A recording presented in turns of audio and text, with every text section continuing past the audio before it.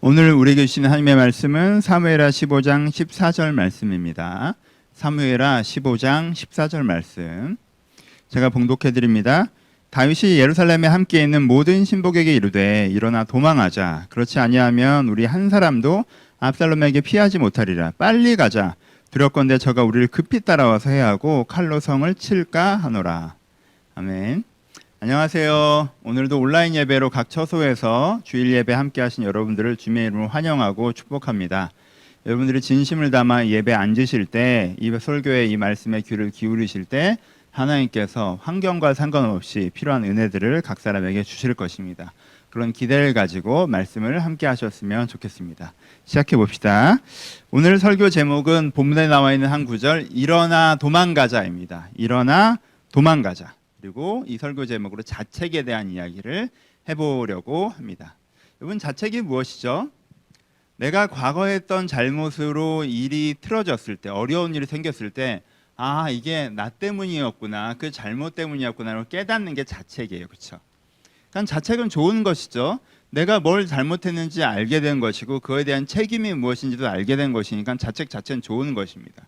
그런데 모든 것이 그러하듯이 과도하면 좋지 않죠. 먹는 것도 과하게 먹으면 안 좋고 운동도 과하게 하면 안 좋은 것처럼 자책도 과하게 하면 문제가 생깁니다. 자책을 과하게 하면 세 가지 문제가 생깁니다. 첫 번째 뭐예요? 사람이 완료 시제로 생각하게 됩니다. 아, 내가 그 잘못을 해서 이렇게 돼버렸어 라는 데 마침표를 찍게 된다는 거예요. 이건 삶은 계속되잖아요. 그렇게 잘못을 해서 이런 문제가 생겼어. 그래서 내가 그럼 이제부터 어떻게 해나가야 될까? 생각이 이렇게 흘러가야 되거든요. 근데 자책을 너무 많이 하면 이렇게 돼버렸어. 마치 여기서 모든 게 끝난 것처럼, 상황이 종료된 것처럼, 내가 살아있는데 죽은 것처럼 그렇게 생각해야 된다는 거예요. 여러분, 자책을 과도하게 하면 두 번째 비슷한 문제인데 자기 신뢰를 잃어버려요.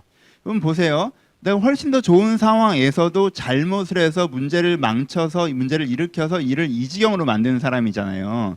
근데 이 안 좋은 상황에서 내가 뭘 할 수 있겠어요? 라고 생각해야 된다는 거예요. 자책을 많이 하면. 여러분, 내가 여기서 이렇게 만들었어도 문제를 깨달았으면 내가 행동을 바꾸고 태도를 바꾸면 여기서부터 이렇게 나아지거든요. 나아질 수 있잖아요. 그런데 자책이 너무 심하면 이런 상황에서도 이 지경을 만든 내가 뭘 할 수 있겠어? 라고 생각한다는 거예요. 여전히 무슨 문제가 생긴다는 거예요? 그 자리에 주저앉게 하는 문제가 생긴다는 거예요. 세 번째는 마찬가지예요. 여러분, 자책이 너무 심해지면요, 사람이 어떻게 하냐면요, 핑계를 대기 시작해요. 어쩔 수가 없어요. 살려면. 그렇잖아요. 내가 내 인생을 망쳤어. 난 아무것도 할 수 없어. 그러면 얼마나 사람 마음이 힘들어요. 그러니까 나도 너무 힘드니까 이걸 좀 방어하려면 어쩔 수 없이 자연스럽게 이게 꼭 내 책임은 아니고 제 잘못이야, 뭐 사회 잘못이야, 부모 잘못이야, 여기서 다른 책임자들을 색출하기 시작하고요. 그게 좀 심해지면 내 잘못이 아니라 저들 잘못이야까지 간다는 거예요. 원망까지 간다는 거예요. 그렇죠? 네 때문에 내가 이렇게 됐어, 이렇게 되는 거죠. 여러분, 이게 다른 거보다 누구에게 해로워요? 나한테 해로워요. 저 사람들 때문에 내가 이렇게 됐다고 말하는 순간 저 사람이 바뀌지 않으면 내가 안 바뀐다고 생각하게 되거든요. 그렇죠? 그러니까 내 인생의 해결점이 나한테 있지 않고 저 사람들한테 있다고 생각하게 돼요. 왜? 문제를 일으킨 사람이 저 사람이어서 내가 그것 때문에 어쩔 수 없이 당했으니까 지금도 저 사람이 뭔가 태도 환경을 바꾸지 않는 한, 사회가 바뀌지 않는 한, 내 주변 사람들이 바뀌지 않는 한 나도 바꿀 수가 없다고 생각해야 된다는 거예요. 이 생각 역시 나를 어떻게 만들어요? 주저앉게 만든다고요. 포인트를 아시겠죠? 자책을 과하게 하면 되게 안 좋아요. 왜요? 자책을 과하게 하면 그 자리에 주저앉게 된다고요. 이게 문제예요. 여러분, 이 자책을 과도하면요, 그 잘못 속으로 나를 집어넣어요. 내가 그 속에 푹 빠져버린다는 말이에요. 그렇죠? 물 속에 빠지는 것처럼 내 잘못 속에 푹 빠져서 그 잘못으로 나를 아예 규정하고 해석하고 정의하고 뭐 책망하고 뭐 비난하고 혹은 변명하고 그 속에서 있단 말이에요. 근데 여러분 잊지 마세요. 어떤 잘못을 하셨건 그 잘못보다 여러분들이 큽니다. 그걸 아셔야 돼요. 이건 일반론적인 얘기인데 그걸 먼저 아셔야 돼요. 그 잘못한 나도 있지만 잘해온 나도 있어요. 그렇죠? 분명 있다고, 없을 리가 없다고. 잘해온 내 모습 분명 있다고, 잘못한 내 모습도 있지만. 그리고 이 두 모습과 상관없이, 과거엔 어떠했든 상관없이 내가 그때보다 변한 내 모습도 있어요. 이제 문제를 알았다는 것만으로 변한 거잖아. 변한 내 모습도 있어요. 그리고 이제부터 내가 다른 선택을 해나가면 변화될, 문제를 해결해 갈 수 있는 나도 있어요. 내 안에 여러 가지 모습이 있단 말이에요. 그 중에 하나가 과거에 잘못한 나예요. 그렇죠? 그렇게 생각을 해야 내가 적당히 자책하고 이 문제를 해결해 갈 수 있지, 내가 그런 잘못을 한 사람이야라고 자기 자신을 정의해 버리면 그것이 전부라고 생각하면 거기서부터 주저앉지 앞으로 나아갈 수가 없다라는 거예요. 이 생각들을 좀 가지실 필요가 있어요. 자책을 여러분 적당하게 하십시오. 그럼 오늘 본문으로 들어가 봅시다. 다윗이 굉장히 지금 엄청난 일을 겪고 있어요. 압살롬의 반역인데요. 압살롬이 반역할 때 요즘처럼 군부대 몇 개를 이렇게 그 군 장성 몇 명을 설득해서 그냥 쿠데타를 일으킨 게 아니에요. 어떻게 한 거예요? 성경에 보면 인심이 압살롬에게로 돌아갔다라고 얘기해요. 그러니까 다윗보다 이거 투표에서 이긴 거예요. 다윗보다 더 많은 사람들이 압살롬을 좋아해요 지금. 그래서 그 사람들이 압살롬의 군대가 됐어요. 그래 그거에 신하들이 협조했고요, 성직자들이 협조했어요. 그래서 그 사람들 어떻게 해요? 지금 이미 대관식을 치르고 다윗을 처결하겠다고 몰려 내려오고 있는 중이에요. 이게 기가 막힌 일이란 말이에요. 이때 다윗의 마음이 어떻겠습니까? 여러분 평범한 사람이라면 저라면 자책했을 것 같아요. 첫 번째, 왕으로서 자책했겠죠. 난 도대체 뭘 한 거지? 백성들이 날 지금도 좋아하고 있다고 생각했는데 이렇게 백성들의 마음이 돌아설 때까지 난 모르고 있었단 말이야. 난 도대체 뭘 한 거지? 되게 자책했을 것 같아요. 그렇지. 두 번째, 아버지로서 자책감이 있었을 것 같아요. 내가 뭘 한 거지? 내가 압살롬을 아들을 죽인 아들임에도 불구하고 용서했는데 압살롬이 나에게 용서받아 너무 기뻐하고 있다고 생각했는데, 그래서 아버지께 용서받아 너무 기뻐요. 내가 이런 용서를 받으면 하나님께 감사의 제사를 드리겠다고 제가 약속드렸었거든요. 제가 가서 감사 제사 드리고 올게요 라고 해서 그래 다녀와라고 해서 보내준 건데 그 아들이 왕이 돼서 나를 지금 쳐들어오고 있다고? 이미 이 아이가 반란을 준비하고 있었다고? 그런데 내가 그렇게 해맑은 얼굴에 속았다고? 내 아들과 내 사이가 어떻게 이 지경이 된 거지? 난 얘를 왜 똑바로 가르치지 못했지? 왜 난 아들한테 속았지? 자책이 있겠죠. 이것보다 세 번째, 나 자신의 잘못으로 인한 자책. 이건 다윗은요, 이 일이 어디서부터 시작됐는지 알고 있어요. 뭐예요? 이 일은 다 밧세바 사건으로부터 시작된 거예요. 자기가 간음하고 살인한 자가 되었더니 자기 아들들이 간음하고 살인한 자들이 되어가고 있는 거예요. 그러니까 다윗은 무능한 피해자가 아니라 이 모든 일을 시작한 책임자예요. 그렇죠? 나 때문에 이렇게 된 거예요, 일이. 이 자책감이 얼마나 컸을지 아시겠어요? 내가 그 잘못을 했더니 일이 이 지경까지 되는구나. 여러분 평범한 사람이라면 이 자책감에 주저앉았을 것 같아요. 그냥 그게 명예인 줄 알고 그래요, 내 잘못이니까 내가 책임질게요. 그래요, 내가 죽으면 되잖아요. 압살롬에게 죽죠 뭐. 명예롭게 죽겠다. 내 인생 여기까지다. 내가 화려하고 의미 있는 삶을 살았지만 큰 실수를 했고 그래서 내 인생이 이렇게 돼버린 거다. 내가 그걸 받아들이겠다. 그럼 많은 사람들이 이렇게 생각할 것 같아요. 어떤 면에서 그래 뭐 어쩔 수 없지 뭐 이렇게 된 거지 뭐 내 잘못인데 누굴 탓해. 근데 다윗이 그래요? 그렇지 않죠. 다윗은요 여기서부터 최선을 향해 움직입니다. 내가 그런 잘못을 해서 이렇게 됐어. 오케이. 그럼 난 지금부터 어떻게 해야 되지? 여러분 이거는요 그냥 나 살자고 막 어떻게든 살아보겠다고 막 난리치는 거랑 달라요. 다윗은요 뭐라고 기도하냐면요, 하나님이 여기까지라고 하시면 여기까지인 겁니다. 내가 아니라 하나님께서 다른 걸 하시겠다면 다른 걸 하시는 거죠. 괜찮아요. 내가 책임져야 되면 책임져야죠. 근데 압살롬이 저런 식으로 거짓과 위선 그리고 하나님을 향한 진정성 없이 왕이 되는 게 이스라엘 위해서 맞을까? 그게 아닐 수도 있잖아요. 그러니까 아직 잘 모르겠다고. 아니면 이렇게 우리 가문을 멸망시키시고 다른 가문을 일으키시는지 모르겠다. 그러니까는 지금은 그냥 죽는 게 답일 수가 없는 거예요. 그냥 압살롬이 왕이 되는데 협조하는 게 답일 수가 없는 거예요. 그러니까는 여기서부터의 최선이 뭔지 아직 잘 모르겠지만 그럼에도 불구하고 여기서부터의 최선을 향해서 찾아서 움직이기 시작하는 거죠. 그게 다윗의 모습이에요. 그렇죠? 다윗이 일을 얼마나 잘 해나갔는지에 대한 이야기도 설교로 했었어요. 10월달 설교를 한번 들어보시면 이 장면을 제가 설교를 했었는데 한번 다시 들어보셨으면 좋겠어요. 그래서 여기서 다윗이 어떻게 하냐면요, 다윗이 여러분 그냥 도망가려고 하면 시온산성에 그냥 숨어 있으면 돼요. 왜? 그 성이 제일 튼튼한 성이거든요. 근데 다윗이 도망간 건 왜 도망간 거예요? 포기하고 도망간 거예요? 살려고 도망간 거예요? 아니죠. 해결하려고 도망간 거죠. 자기 군대를 규합할 시간을 벌기 위해 도망간 거예요. 그렇죠? 도망가면서도 어떻게 했다고 그랬어요? 도망가면서도 여론전했죠. 불쌍한 모습으로 일부러 도망가면서 백성들의 동정을 이끌어내려고 하죠.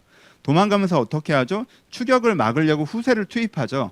후세가 죽을 수도 있잖아요. 거기 갔다가. 그런데 후세를 투입해서 거기서 어떻게든 무슨 수를 쓰든 아이도벨의 모약을 패하게 하고 추적을 멈추게 해야 돼. 그게 네 책임이야 하고 이걸 해요. 그 다음에 어떻게 해요? 또 하나님께 간절하게 기도하죠. 불쌍하게 날 긍휼하게 달라고. 한 번 더 기회를 달라고. 다윗이요. 그냥 포기하고 주저앉지도 않고요. 자기 혼자 살아보겠다고 어떻게 하는 것도 아니고요. 여기서부터의 최선을 찾아서요. 자기가 할 수 있는 모든 것을 하고 또 하나님께 의탁하고 이렇게 움직입니다. 그렇죠? 이 모습을 전 설교를 한번 읽어보셨으면 좋겠어요. 그렇죠? 오늘은 그 방식에 대한 설교는 아니고 이 중심의 방향성에 대한 얘기예요. 여러분 이 구절을 기억하세요. 일어나 도망가자. 여러분들이 과거의 잘못으로 자책되어서 그 자책이 너무 무거워서 주저앉으실 때 있으십니까? 여러분 이 구절을 기억하세요. 일어나십시오. 과거의 잘못으로 주저앉는 게 과거에 대한 책임을 지는 게 아니에요. 과거의 잘못을 내가 충분히 느끼고 그럼 여기서부터 어떻게 하는 게 최선인지 찾고 그것을 해나가는 게 과거에 대한 책임을 지는 거예요. 그러니까 일어나셔요. 두 번째, 도망가십시오. 도망가세요. 저는 이 단어를 좋아합니다. 첫 번째, 그 해결이 되게 초라한 모습이라도 그걸 하세요. 우리는 화려한 해결을 찾고 기대해요. 초라한 해결을 하려고 하지 않아요. 여러분, 화려한 해결은 나중 문제예요. 내가 자책할 만큼 뭔가 잘못했잖아요. 그러면 거기서 내가 뭔가 해결하는 행동은요, 보통은 초라해요. 그럼 도망가세요. 그 초라한 해결을 감당하십시오. 일어나 도망가십시오. 그게 필요합니다, 여러분. 여러분 생각해 보세요. 부모가 자책될 때가 있어요. 자책.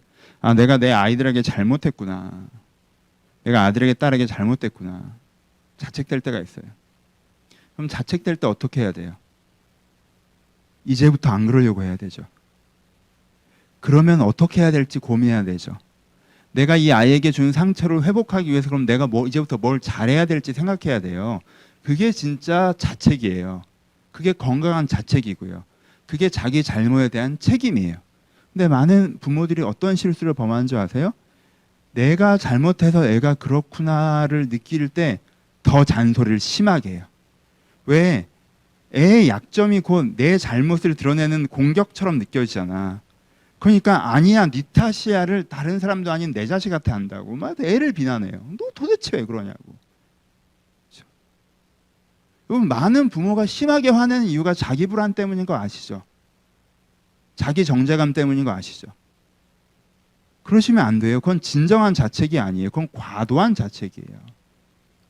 또 어떤 부모는 방치해요. 애한테 미안하니까 그냥 다 해줘요. 해달라는 대로. 그래, 뭐 해줄까? 아, 그렇게 어떡할래? 그래, 뭐.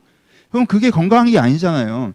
여전히 나는 부모예요. 그러니까 부모로서 내가 아이한테 중심을 갖고 어떻게 지금부터 해야 될지 고민하시면서 그렇게 하시는 게 건강한 자책이에요. 아시겠죠? 그건 이해되시죠? 그럼 다시. 그러면은 내가 내 인생의 자책이 될 때가 있어요. 내가 내 인생의 자책이 될 때. 아, 내가 잘못해서 이렇게 됐구나라고 할 때, 그때 어떻게 해야 돼요? 내가 나를 비난해야 돼요? 다른 사람을 비난해야 돼요? 그리고 주저앉아야 돼요? 누군가 이 문제를 해결해 주길 기다려야 돼요? 다 포기하고 우울하게 살아가야 돼요? 아니면 그냥 어떻게 해야 돼요? 그럼 그렇게 하면 안 되죠. 그건 진짜 자책이 아니에요. 건강한 자책이 아니라고요. 아, 내가 잘못해서 이렇게 돼버렸어? 아, 그렇구나. 내가 진짜 잘못했네. 그러면 지금부터 어떻게 해야지?